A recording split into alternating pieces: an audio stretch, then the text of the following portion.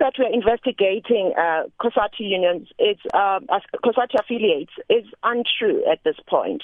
What happens is that Corruption Watch receives reports from the public, and those reports are at times anonymous, at times we are told who is the whistleblower. We did receive 13 reports that are about unions. It does not mean that when a report comes to us, we automatically investigate. We cannot, simply because we have to look at when the corruption took place. If it took place before 2010, we look at whether we have the resources and the capacity and the time to enter into a lengthy investigation. So we prioritize when we select which cases to investigate.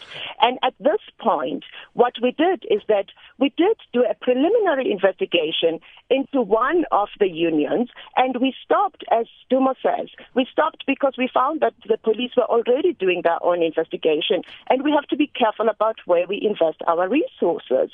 And then at this point, we are not investigating any of the unions.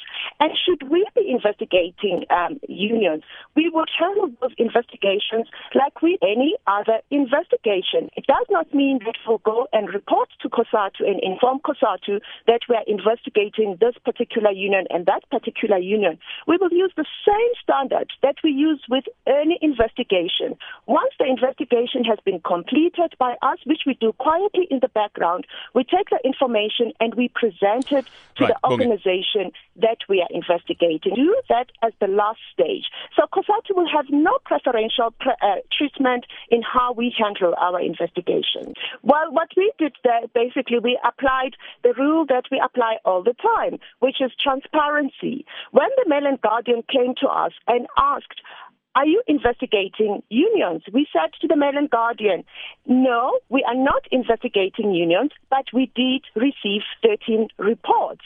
And the Mail and Guardian wanted to know, and what are those reports about? Then we mentioned the names of the unions that were reported to us.